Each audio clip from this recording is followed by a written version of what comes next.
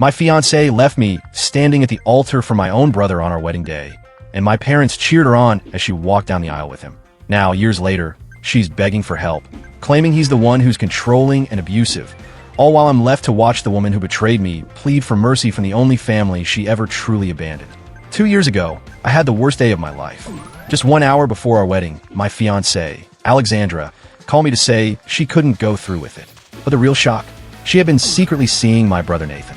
And to make it worse, my parents actually supported their relationship. Have you ever watched a movie where everything seems perfect until it suddenly falls apart? That was my life. I was earning a great salary as a senior software developer at a fast-growing tech company. I had just bought a home in a nice Boston suburb and was about to marry the woman I thought was my soulmate. Alex and I had spent 5 years building our life together, mapping out our future. I believe we were completely on the same page. She worked as a marketing executive, and I met her at a tech convention. She was smart, ambitious, and had this way of lighting up every room she walked into. We instantly bonded over our shared love of indie video games and obscure sci-fi films. On our first date, we talked for 6 hours, until the restaurant staff basically kicked us out. Looking back now, I can see the red flags I ignored because I was so in love. The way she treated waiters should have been my first clue. She seemed polite, but there was always this subtle tone of superiority. Then there were the small lies, like saying she was out with friends when she was really working late. She had a way of making everything revolve around her. She never apologized when she hurt me and always pushed to get her way. But I brushed it off, telling myself that no one is perfect and relationships require compromise. My family's dynamics were another red flag. I'm doing all right as an IT guy, but my brother Nathan, he's the golden child. He started his own tech company straight out of college and became a millionaire by his early 30s. Growing up, I constantly heard, "Why can't you be more like Nathan?" Or, "Nathan would have done it better." My parents never hid the fact that they favored him. I still remember one Christmas when I was 15. Our parent coffee maker was dying, so I saved up all year to buy them a really nice one.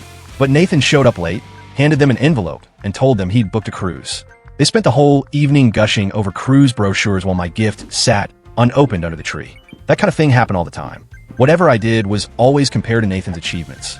I should have seen the way Alex's eyes lit up when Nathan talked about his company the first time I introduced her to my family. I should have noticed how their conversations grew more personal at family gatherings.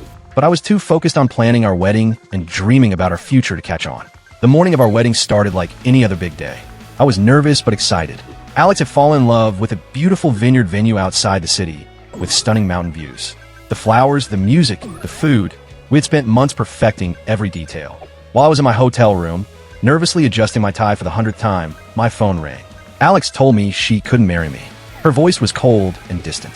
Then came the real blow. She said she was in love with Nathan. She didn't apologize, just said she had to follow her heart.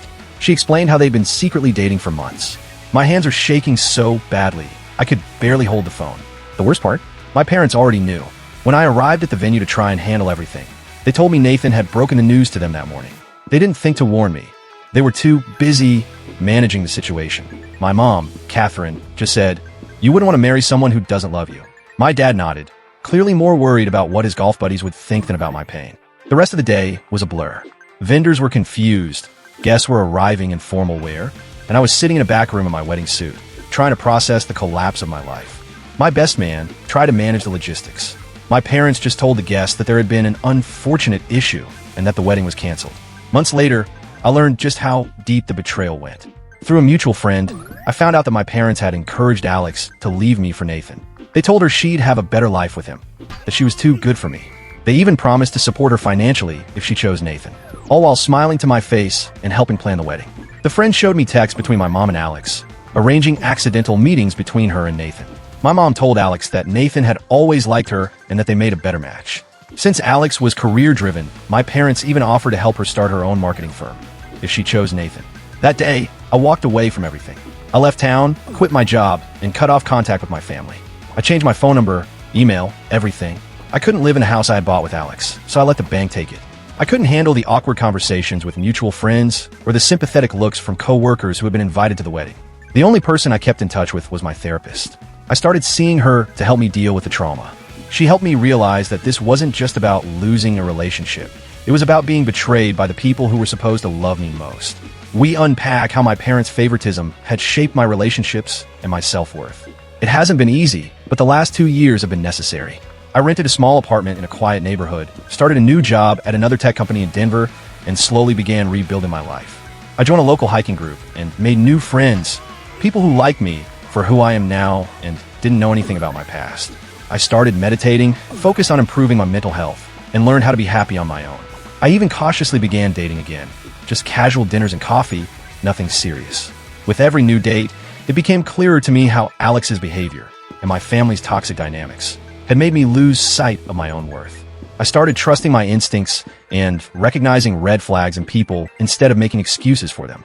I poured myself into my new role at work, which earned me a promotion and the respect of my coworkers. For the first time in my life, Nathan's achievements weren't used as a benchmark. I could just do my job well and be myself, and that was enough. My new friends liked me for who I was, not for who they thought I should be. I believed that chapter of my life had ended. I had a solid group of friends, a good job, and I was even thinking about buying a house, this time without my family's expectations hanging over me. I had built a new life, one that felt truly mine. Then last week, Alex showed up at my door. At first, I almost didn't recognize her. The confident, polished marketing executive I once knew was gone. In her place was someone who looked like she hadn't slept in weeks. Her perfect makeup couldn't hide the dark circles under her eyes, and her designer outfits were replaced with a plain sweater and pants. When I let her in, she was shaking, not from the cold Denver night, but from anxiety. She told me everything while we sat in my living room, the same place I'd spent the past 2 years putting my life back together. As my parents had once predicted, her marriage to Nathan had started off like a dream. He spoiled her with expensive gifts, helped her start her own marketing agency, and bought them a home in an upscale Boston neighborhood. But it quickly turned into a nightmare. Beneath his charming image, Nathan turned out to be exactly who I always thought he was. The popular, wealthy businessman everyone adored was actually a master manipulator. Alex said he slowly took control of every part of her life behind the scenes.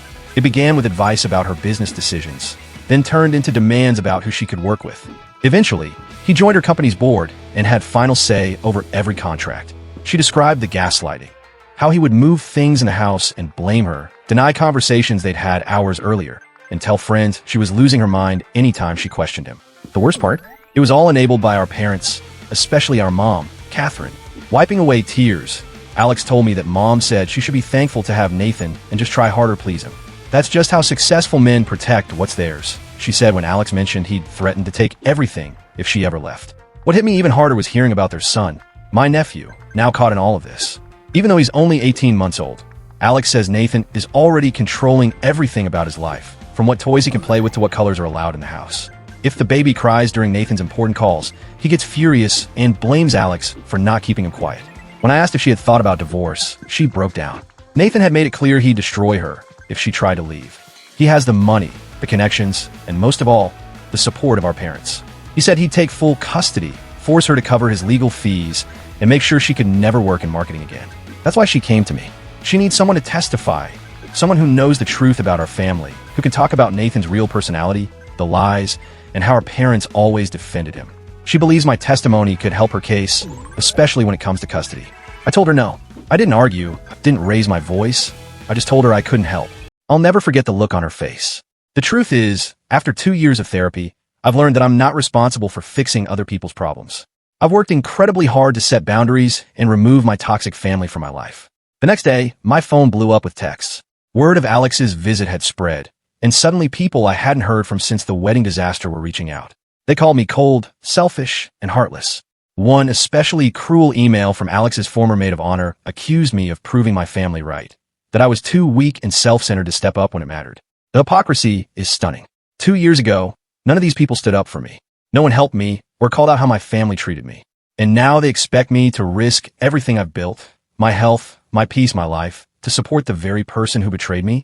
One message hit me hard. Your nephew is innocent, a mutual friend wrote. Alex doesn't deserve your help, but he does. And that's what keeps me up at night. I think about that little boy all the time. He didn't ask to be born into this chaos. None of it is his fault.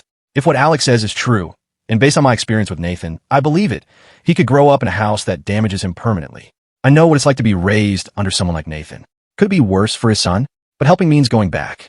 It means facing my family again, dealing with Nathan's manipulation, and risking becoming a target all over again. I could lose everything I've worked so hard to build these past 2 years. So now I'm stuck at crossroads. Do I protect the boundaries I've fought to create and prioritize my own mental health?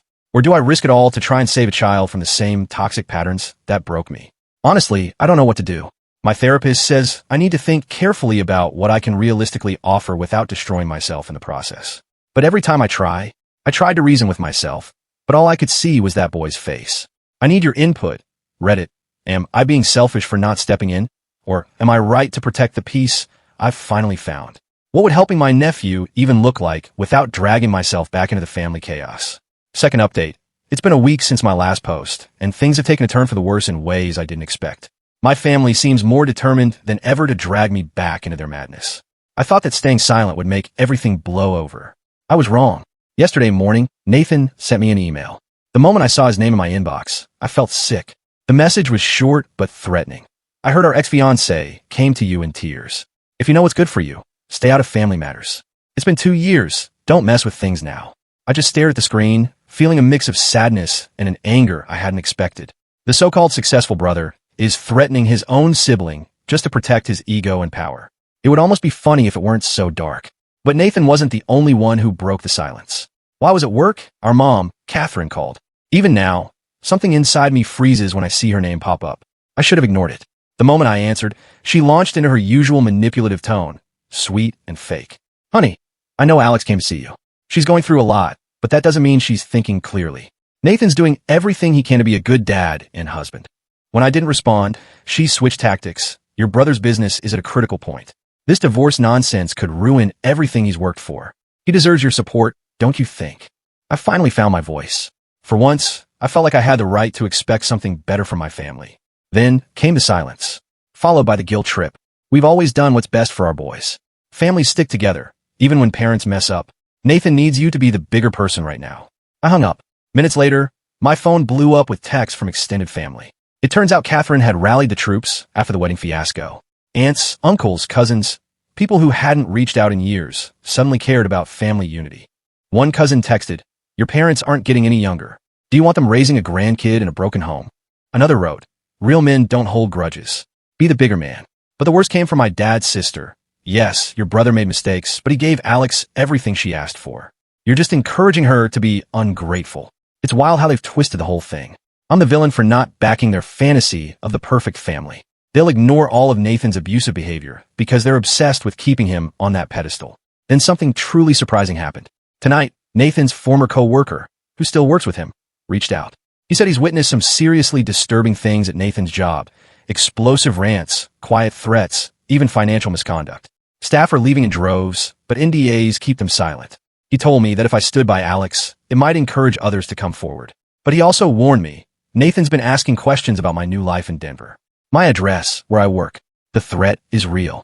If I help Alex, Nathan could target me. He has the money and influence to wreck everything I've worked so hard to build. And of course, our parents would back him all the way. I've fought to build a life I love. My therapist says I've done incredible work setting boundaries.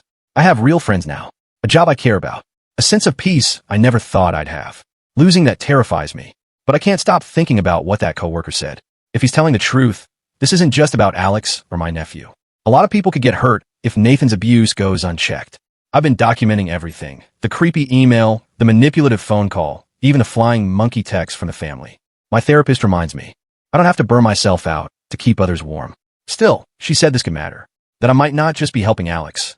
I could have a moral responsibility to expose what Nathan's doing before more people get hurt. But am I ready for that kind of battle? I need your help, Reddit.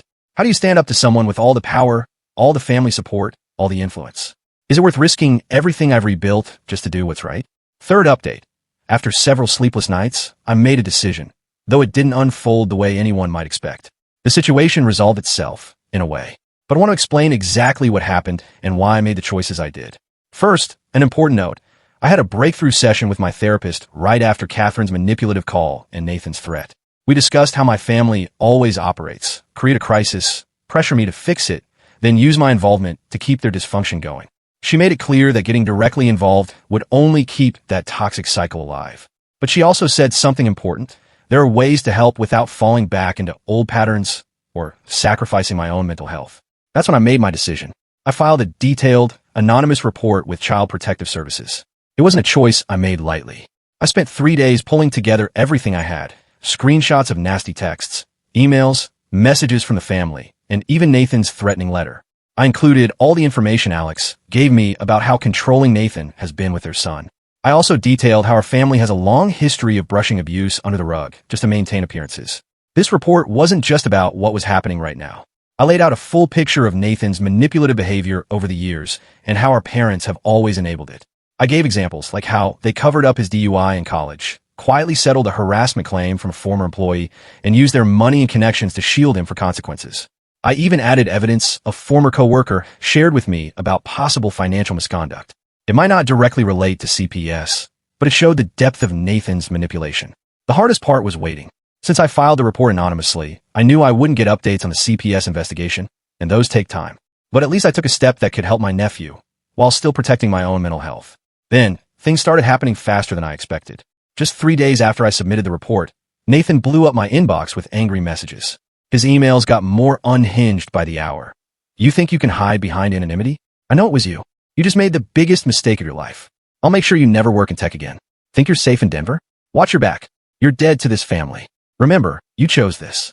Catherine's response was different, but just as telling. Her voicemail still rings in my head. How could you do this to your own family? We gave you everything, and this is how you repay us? Nathan is crushed. They're treating him like a criminal. His reputation could be destroyed. I hope you're happy with yourself. What stood out the most? None of them denied a single thing.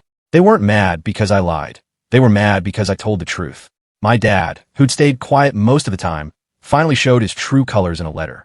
He threatened to cut me out of his will unless I fixed the situation immediately. The letter came from his lawyer. The irony? He was threatening to disown someone who'd already walked away from the family. And then I got a message from Alex. It was short, but had a completely different tone. I know it was you. Thank you. I'm sorry for everything. Those 9 words hit harder than all of Nathan's rage combined. It was the first real acknowledgement of the pain and damage from anyone involved. Word got around that CPS was involved, and that gave Alex the leverage she needed. Nathan's threats about getting full custody didn't carry the same weight anymore. While the investigation is ongoing, Alex was able to get emergency temporary custody. And the family? They went nuclear. Suddenly, my inbox was full of messages from cousins I hadn't heard from in years, accusing me of betrayal and destroying the family. On social media, former family friends were posting vague, passive-aggressive comments about how jealousy tears families apart. But the thing is, I don't feel the same guilt I used to. I've done 2 years of therapy and personal work. Now I see through their tactics. Every guilt trip, threat, or plea just confirms I made the right call. They're not mad because I hurt them. They're mad because I stopped playing my part in the dysfunction. My therapist pointed out that I broke the pattern. Instead of joining the cover-up, I followed the legal path to protect my nephew. The fallout has been intense, but also eye-opening. I had to take steps to protect myself. I alerted security at work about potential harassment. I hired a lawyer. I locked down all my social media and improved my personal safety measures. These weren't things I wanted to do, but they were necessary for my peace of mind. And unexpectedly, support came in too. A few cousins who had stayed silent messaged me privately, saying they were proud of me. 2 of Nathan's former employees reached out, wanting to support Alex's case now that they knew the full story. Even a few friends who once disagreed with my choice have come around. Most importantly, I feel at peace with what I did. Yes, there might be consequences. Nathan might still try to wreck my career. My family might follow through on their threats. But I'm no longer making choices based on fear. To the person who said I was taking the coward's way out by reporting anonymously, this wasn't about drama or revenge. It was about figuring out how to help without sacrificing my own mental health or getting sucked back into the toxic family dynamic. I don't know what's going to happen next. Custody battles can drag on for months or even years. CPS cases take many turns. But I know I held my boundaries and did everything I could to protect an innocent child. I found a way to help without burning myself out, just to keep others comfortable. To those who followed this story and offered encouragement, thank you. You reminded me that doing the right thing doesn't always mean being loud or combative. Sometimes, it's quietly choosing to protect yourself and still make a difference. If you're ever in a similar position, know this. You don't have to pick between helping others and protecting yourself. There's usually a way to do both. And just because you were born into a toxic system doesn't mean you have to stay part of it. Looking back, I thought the worst thing that ever happened to me was losing my fiancée to my brother 2 years ago. But now, I see it was the wake-up call I needed to break free. Sometimes your rock bottom becomes the turning point for a better life. This will be my final update.